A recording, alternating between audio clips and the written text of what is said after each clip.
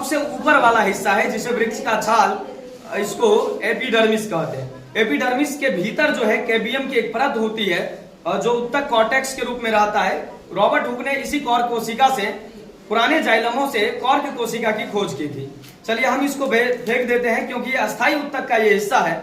अस्थायी उत्तक कहने का मतलब ये परमानेंट टिश्यू का हिस्सा है जो कि प्राइमरी टिश्यू के विभाजन के बाद जो है बनता है सेकेंडरी टिश्यू, और सेकेंडरी टिश्यू में आप देखेंगे ये जो है परमानेंट हो जाता है, अस्थायी उत्तक बन जाता है। पेड़ पौधे में ऐसा होता है। आप जब देखेंगे इन पेड़ पौधों को तो आपको स्पष्ट नजर आ रहा होगा, ये तो सबसे ऊपर है, ये आगे चलकर अभी ये पूरा ग्रीन दिख रहा है, हरा दिख रहा है, और ये हरा वाला भाग जो है आगे चलकर ये भी परमानेंट टिश्यू का हिस्सा हो जाएगा। ये अभी मेरिस्टेमेटिक टिश्यू है, यानी कि विभज्योतकी उत्तक है। इसमें विभाजन होगी और विभाजन होने के बाद कोशिकीय विभाजन होगी। कोशिका विभाजन होने के बाद, चूंकि पेड़ पौधों में सेंट्रोसोम नहीं पाया जाता इनकी कोशिकाओं में, तो कोशिका विभाजन सेंट्रोसोम की उपस्थिति में नहीं होती है, बल्कि इनमें पहले प्राइमरी और बाद में सेकेंडरी टिश्यू में तब्दील होता है।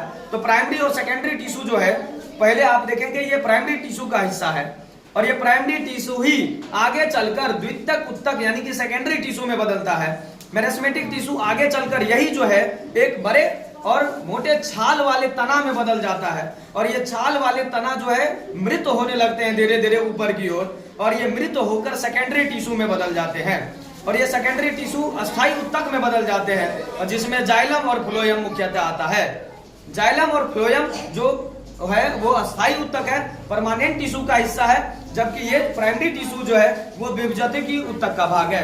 इसके सबसे ऊपर में आप देखेंगे जड़ के शीर्ष में या फिर तना के पर्व के ऊपर, टहनी के ऊपर जो है शीर्ष में, या फिर पेड़ पौधे के शीर्ष में जो है पाया जाता है एपिकल विभज्योतकी meristematic tissue. Apical meristematic tissue और तना के बीच में पाया जाता है, मानिए कि लेटरेल, इनके बीच में, इस तना के बीच में जो पाया जाएगा उसको लेटरेल कहेंगे। और सबसे लास्ट में इसके अंदर जो पाया जाएगा उत्तक, अगर हम इसके तना को छील दें, इसके अंदर जो पाया जाएगा इस साइड से पूरे अंदर में, इस पूरे अंदर में पाया जाएगा अंतर्वेशी। ये आपको दिख रहा होगा, ये अंतर्वेशी उत्तक है जो इंटरसेलर जो है या फिर इंटरसेलरी कहलाता है। तो इस तरीके से विभज्योतकी उत्तक जो है वो 3 प्रकार के होते हैं। एक होता है एपिकल, दूसरा लेटरल और तीसरा इंटरसेलरी।